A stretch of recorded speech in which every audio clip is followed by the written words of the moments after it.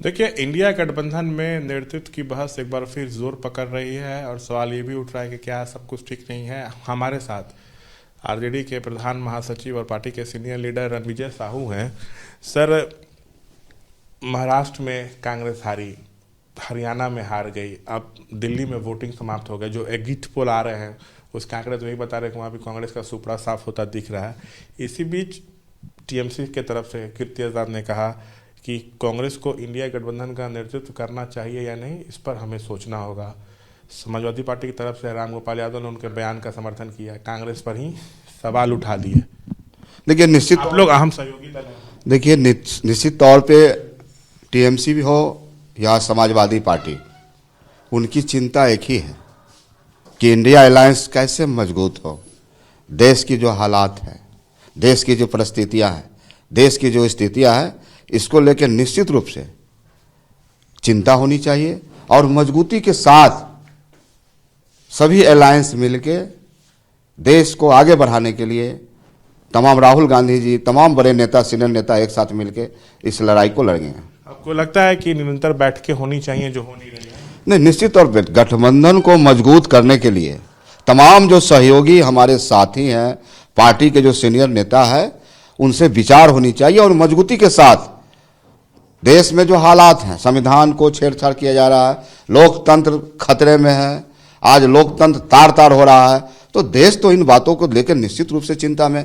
नौजवान, युवा, महिला, छात्र की अनदेखी हो रही है, किसान आत्महत्या कर रहे हैं, देश की हालात बिल्कुल खराब है। इन मुद्दों के साथ तमाम लोग हैं, उनको एक साथ बैठनी चाहिए। और ये बताइए कि आपको लगता है कि इंडिया गठबंधन का दायरा भी बढ़ाया जाए? निश्चित तौर पे जो इस विचारधारा, बाबा साहब की विचारधारा को जो व्यक्ति पसंद करते हैं, संविधान को जो पसंद करते हैं, उनको एक साथ मिलके पूरी मजबूती के साथ लड़ाई लड़नी होगी, तभी एनडीए को टक्कर दिया जा सकता। हाँ, निश्चित तौर पे भारतीय जनता पार्टी के पास मुद्दा ही नहीं है। उन्होंने तो देश को ठगने का काम किया है। पिछले 11 वर्षों में नौजवान देश के छला हुआ महसूस कर रहे हैं, ठगा हुआ महसूस कर रहे हैं। और खासकर बिहार में उन्होंने कहा था विशेष राज्य का दर्जा देंगे, विशेष पैकेज देंगे, पटना यूनिवर्सिटी को सेंट्रल यूनिवर्सिटी बनाएंगे, किसानों की आय दोगुना करने का काम करेंगे, प्रत्येक सांसद 2-2 गांव को गोद लेने का काम करेंगे। हम तमाम मुद्दों पर भारतीय जनता पार्टी फेल है और बिहार की आवाम इस बार उनको माफ करने वाली नहीं है। क्या लगता है कि दिल्ली में कांग्रेस और आप पार्टी मिलकर लड़ती तो बीजेपी को हराया जा सकता है? अब तो निश्चित रूप से ये समीक्षा की बात है, पार्टी में अंतर रूप से इसकी समीक्षा होनी चाहिए और जो जहां चूक हुई है वो आगे चूक ना हो, इसकी चर्चा होनी चाहिए। और सर, सपा और टीएमसी की चिंता जायज लग रही है। अब तो अलायंस है, गठबंधन लोग के लोग हैं, और जब हम लोग एक साथ मजबूती से लड़ेंगे तो कहीं ना कहीं विचारधारा की लड़ाई है, देश की लड़ाई है कि देश का संविधान कैसे बचाना है। दूसरी ओर नफरत की ओर जो ले जाना चाहते हैं, भाई भाई को लड़ाना चाहते हैं, मंदिर मस्जिद में इस देश को जो उलझाया रखना चाहते हैं, तो कहीं ना कहीं देश के लोग, नौजवान, युवा इन बातों से उब गए। मुद्दों की बात होनी चाहिए। आपके नज़र में इंडिया ब्लॉक में अभी कमी कहाँ पे दिख रही है? अब तो राहुल गांधी के नेतृत्व में पूरे देश ने इंडिया अलायंस बना के लड़ने का काम किया है और हम लोग चाहते हैं कि मजबूती से सबके विचारधाराओं को मिला के सभी अलायंस के साथ जाके और मजबूती से लड़ाई को लड़े। हमको लगता है कि हम होंगे कामयाब एक दिन। कुछ समय पहले लालू जी से सवाल पूछा गया था कि क्या ममता को नेतृत्व सौंप दिया जाए, तो उन्होंने कहा था कि हाँ, सौंप दीजिए। तो अब तो देखिए, ममता जी तो मिट्टी से निकल के आई हैं, सड़क से सदन तक का यात्रा उनका देखिए, संघर्षमय, कष्टमय, और बंगाल के लोगों ने उनको सलाखों पर रखा है। तो हमें लगता है कि नेतृत्व और प्रतिभा को कोई रोक नहीं सकता है। जिनमें प्रतिभा होगी, नेतृत्व होगा, निखर आएगी उसमें। तब ममता बनर्जी नेतृत्व करने लायक है इंडिया गठबंधन? माननीय लालू प्रसाद यादव जी हम लोग के राष्ट्रीय जनता दल के राष्ट्रीय अध्यक्ष हैं और गरीबों की मसीहा है। राजनीति में एक चाणक्य कहा जाता है उन्हें, और सचमुच लालू प्रसाद यादव जो बोलते हैं निश्चित रूप से वही होता है। अच्छा, तो आप चाहते हैं क्या कि लालू जी नेतृत्व करें?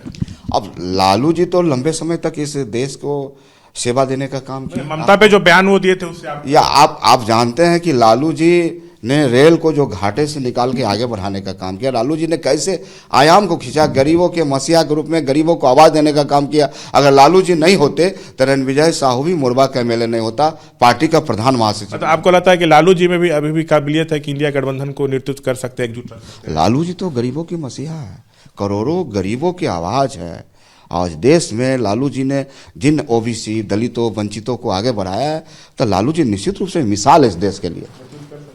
तो निश्चित रूप से लालू जी तो कर ही रहे हैं। अच्छा, ये बता, आखिरी सवाल, चुनाव इसी साल है, राहुल गांधी अब तक 2 बार बिहार आ चुके हैं, कहीं ना कहीं दलित वोटरों पर फोकस है, राहुल गांधी का सोशल इंजीनियरिंग करने में जुटे हुए हैं, दलित वोटरों पर आप लोग की भी नज़र है। माउंटेन मैन दशरथ मांझी के बेटे को कांग्रेस में शामिल कराया गया, उसके बाद स्वतंत्रता सेनानी एवं पासी समाज के बड़े नेता रहे जगलाल चौधरी के जयंती समारोह में राहुल आए।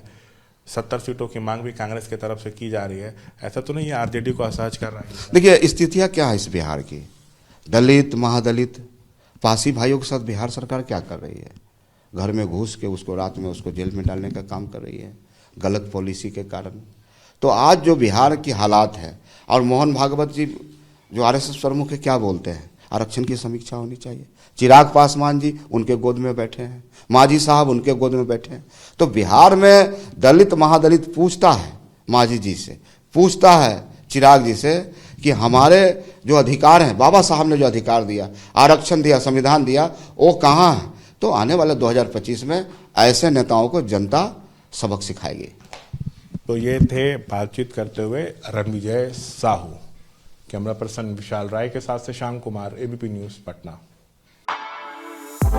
For exclusive and insightful videos, subscribe to our new channel ABP Live Premium.